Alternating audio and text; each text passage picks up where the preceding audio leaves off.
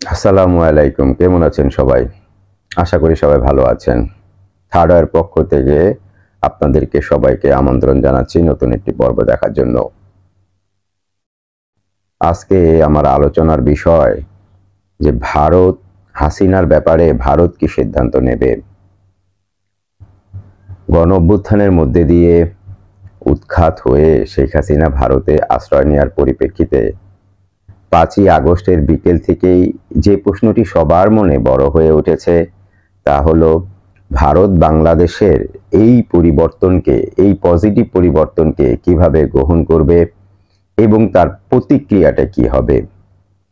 শেখ হাসিনা ভারতে আশ্রয় না নিলেও এসব প্রশ্ন উঠত যে ভারত কি ভাবছে শেখ হাসিনাকে নিয়ে। কিন্তু ভারতে আশ্রয় নেয়ার এবং ভারত থেকে অন্য কোথাও যাওয়ার দ্রুত সম্ভাবনা না থাকায় গত কয়দিন ধরে এই প্রশ্ন আরো বেশি জরুরি হয়ে উঠেছে এবং তাতে নতুন মাত্রা যোগ হয়েছে। প্রশ্ন উঠেছে হাসিনার ব্যাপারে ভারত কি সিদ্ধান্ত নেবে। কারণ এই ভারতই এই শেখ হাসিনাকে স্বৈরাচারী বানিয়েছে এবং ভারতের যে ব্যাকআপ ছিল এই ব্যাকআপ দিয়েই সে বিনা ভোটে দীর্ঘ ১৫-১৬ বছর বাংলাদেশে মাফিয়াতন্ত্র প্রতিষ্ঠা করেছে। যেই সরকারের প্রতি ভারত এই ১.৫ দশক ধরে অকণ্ঠ সমর্থন দিয়ে এসেছে এবং একটি স্বৈরাচারী শাসন প্রতিষ্ঠাও তাকে অব্যাহত রাখতে অনুঘটকের কাজ করেছে, জনরোষে তার পতনের কারণ ভারতের নীতি নির্ধারকেরা উপলব্ধি করতে পারবেন এটা আশা করা যায় না।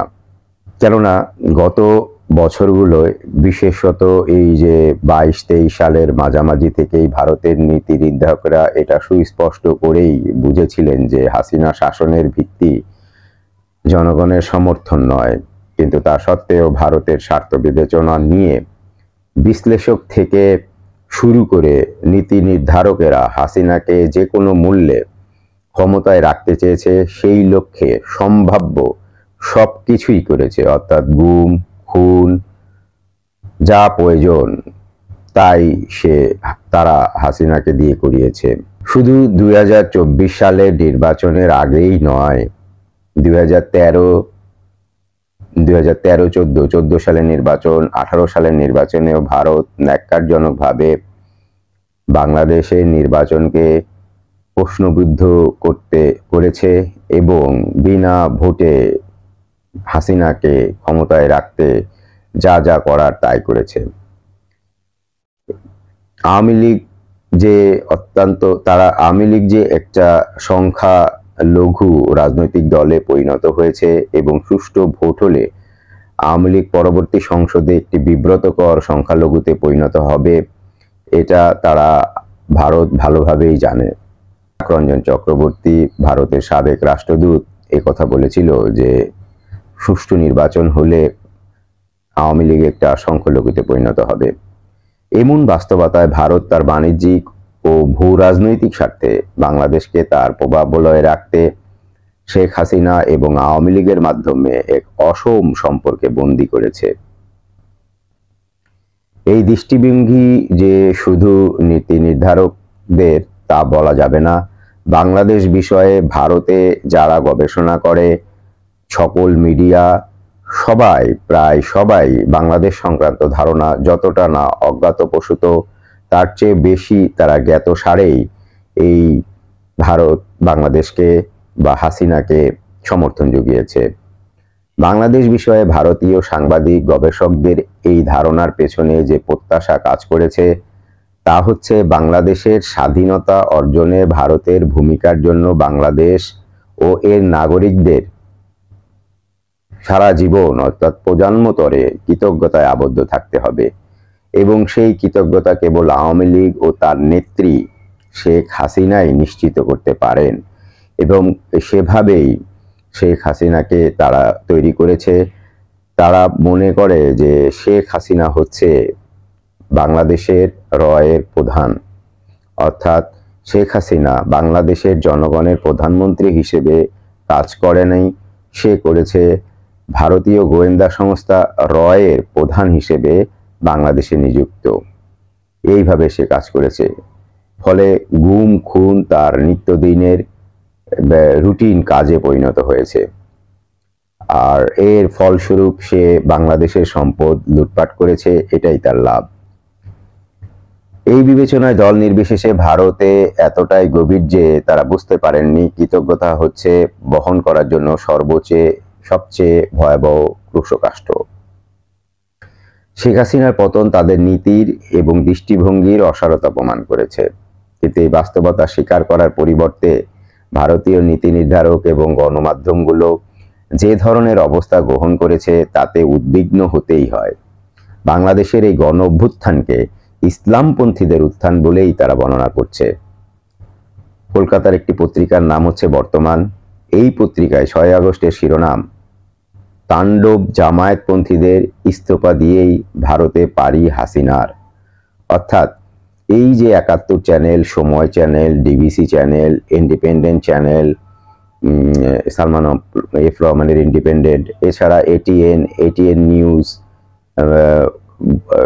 বেঙ্গল গ্রুপের মোর্শেদের আরটিভি, এই সবগুলো চ্যানেলে যে এই যে তাণ্ডব তাণ্ডব তাণ্ডব এই শব্দটা যে ভারত থেকে হাসিনা আমদানি করেছিল তা এই কলকাতার পত্রিকা বর্তমান পত্রিকা শিরোনামেই দেখা যায়। তারা বলেছে তাণ্ডব জামাতপন্থীদের, এই কারণে যে গত কয়েকদিনে ভারতের টেলিভিশনের টক শোর আলোচনা থেকে শুরু করে ইউটিউবে প্রচারিত বিভিন্ন ধরনের অনুষ্ঠানে একই সুর শোনা যাচ্ছে।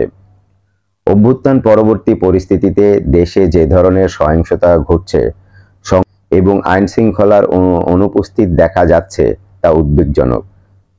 কিন্তু ভারতের গণমাধ্যম যে অতিরঞ্জিত হচ্ছে তা এমনকি পশ্চিম বাংলার পুলিশও মনে করে।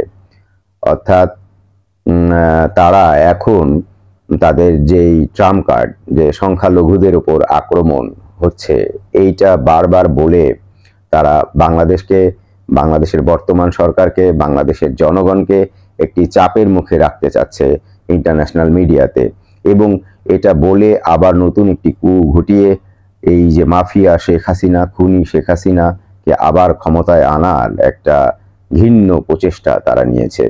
শুধু তাই নয়, বাংলাদেশের এই গণজাগরণকে চীন পাকিস্তানের ষড়যন্ত্র বলে বর্ণনা করে 6 আগস্ট প্রতিবেদন ছেপেছে ইন্ডিয়া টুডে। অর্থাৎ ইন্ডিয়ার গণমাধ্যমগুলো মরিয়া হয়ে পড়েছে বাংলাদেশকে হেয় প্রতিপন্ন করার জন্য, বাংলাদেশের জনগণের এই অর্জনকে ধূলিসাৎ করার জন্য। বিভিন্ন টিভি অনুষ্ঠানেও আলোচকেরা এই ধরনের কথা বলেই আসছেন। বাংলাদেশের রাজনীতিতে আওয়ামী লীগের বাইরের সব শক্তিকে পাকিস্তানি আইএসআই এর সমর্থন পুষ্ট বলে চিৎকার শুরু করেছে এই ভারতীয় মিডিয়া। এটা তাদের একটা গেম। এই ধরনের গেম তারা 1971 সাল থেকেই খেলে আসছে। 21শে জুলাই টাইমস অফ ইন্ডিয়ার সম্পাদকীয় ভাষ্য ছিল, দেখেন কি ধরনের সম্পাদকীয় তারা করেছে। আওয়ামী বিরোধী ক্রমবর্ধমান জন অসন্তোষ ভারতের জন্য নিরাপত্তা সংকট তৈরি করেছে। সর্বশেষ যা ভারতের প্রয়োজন তা হলো আওয়ামী পরবর্তী পরিস্থিতিতে পাকিস্তান সমর্থিত একটি সরকার পরিচালিত বাংলাদেশে নয়াদিল্লির উচিত তার কৌশলগত স্বার্থ রক্ষার জন্য বাংলাদেশের রাজনীতির সব অংশের কাছে পৌঁছানো। দেখেন কি ধরনের মারাত্মক সম্পাদকীয়। সুতরাং সাবধান, ভারত থেকে সাবধান। ভারতের সরকার ও বিরোধী দল বাংলাদেশ প্রশ্নে একই অবস্থানে রয়েছে। অর্থাৎ শুধু যে বিজেপি কসাই মোদি যে বাংলাদেশ সম্পর্কে এই নেতিবাচক প্রোপাগান্ডা চালাচ্ছে তা নয়। অর্থাৎ আপনাদের যে ভারতের যে কংগ্রেস, সেই দলও এই একই কাজ করছে। লোকসভায় 6 আগস্ট পররাষ্ট্রমন্ত্রী জয়শঙ্করের বিবৃতি বা সর্বদলীয় সভায় কংগ্রেস নেতা রাহুল গান্ধী যখন প্রশ্ন করেন যে বাংলাদেশের ঘটনার পেছনে বিদেশি হাত আছে কিনা, তখন অনেক কিছুই পরিষ্কার হয়ে যায়। অর্থাৎ বাংলাদেশের নতুন অন্তর্বর্তী সরকারের বৈধতাকে প্রশ্নের মুখে ফেলাই যে এর উদ্দেশ্য তা বোঝা যাচ্ছে। এই ধরনের আলোচনা পশ্চিমা দেশগুলোতে প্রভাবিত করার চেষ্টা ছাড়া আর কিছুই নয়। বাংলাদেশ একটি উগ্র গোষ্ঠী সমর্থনপুষ্ট সরকার আছে, এই প্রচারণার ফলে যদি অন্য দেশগুলো পর্যবেক্ষণের জন্য সময় নেয়, তা নতুন সরকারের জন্য বিশেষত অর্থনৈতিক সাহায্য প্রাপ্তিতে বাধা হয়ে দাঁড়াবে। সেটা যে বাংলাদেশের ভিতরে অস্থিতিশীলতার কারণ হবে সে বিষয়ে কোনো সন্দেহ নেই।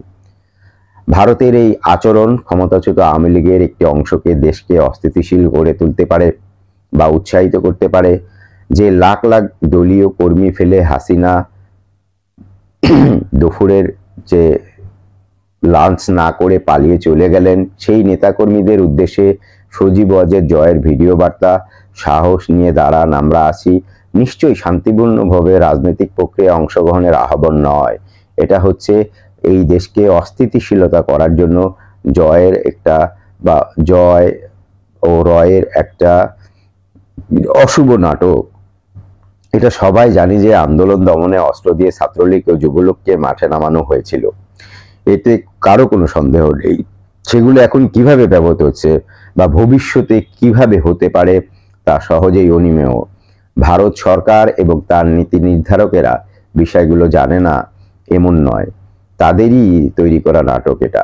এই ধরনের কথাবার্তা এবং আচরণ থেকে বোঝা যায় যে ভারত হাসিনা সরকারের পতনের পরবর্তী পরিস্থিতি তার স্বার্থের অনুকূলে রাখতে বিভিন্ন ধরনের অপকৌশলের আশ্রয় নিবে এবং নিচ্ছে। এই অবস্থার সঙ্গে যুক্ত হচ্ছে ভারতের শেখ হাসিনার উপস্থিতি। বাংলাদেশ থেকে পলায়নের পর হাসিনা প্রতিবেশী দেশ ভারতে যাবেন সেটা মোটেই অভাবিত নয়, কিন্তু বিমানবন্দরে ভারতীয় নিরাপত্তা উপদেষ্টা অজিত দেভালের উপস্থিতি এবং তাদের মধ্যকার আলোচনা এটাই জানিয়ে দেয় যে ভারত এখনো হাসিনাকে গুরুত্ব দিচ্ছে।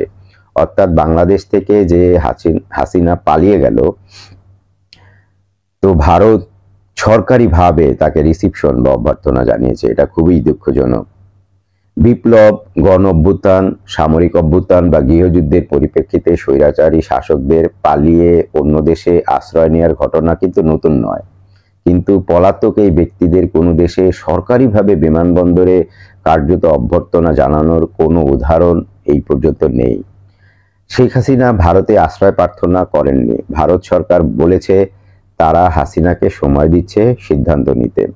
শেখ হাসিনা বিভিন্ন দেশে আশ্রয়ের জন্য চেষ্টা করছেন, পশ্চিমা দেশগুলো তাকে আশ্রয় দেবে বলে মনে হয় না। বিকল্প হচ্ছে উপসাগরীয় দেশগুলো, কিন্তু যুক্তরাষ্ট্রের পক্ষ থেকে পরোক্ষ ইঙ্গিত থাকলে এই দেশগুলো এই বিষয়ে উৎসাহিত হবে বলে মনে হয় না। শেখ হাসিনা কেবল যে ক্ষমতাচ্যুত হয়েছেন তা নয়, তার শাসনের শেষ দিনগুলো বা একবারে যে প্রথম যে 2009 সালে যে ক্ষমতা গ্রহণের দিনগুলো থেকেই শেখ হাসিনা যে ব্যাপক হত্যাকাণ্ড ঘটনা ঘটিয়েছে। বাংলাদেশের অন্তর্বর্তী সরকারের একটা বড় কাজ হচ্ছে গত 15 বছরে যারাই মানবাধিকার লঙ্ঘন করেছে, যারা হত্যাকাণ্ড ঘটিয়েছে, গুম খুন করেছে, এসব কাজে যুক্ত থেকেছে তাদের বিচারের আওতায় আনা। সেই বিবেচনায় বাংলাদেশ সরকার ভারতের কাছে হাসিনাকে প্রত্যাবর্তন করার অনুরোধ করতে পারে।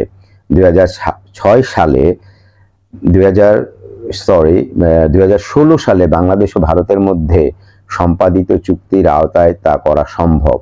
তবে বাংলাদেশে হাসিনাকে বিচারের চেষ্টা করলে তা অস্বস্তিতে কারণ হবে।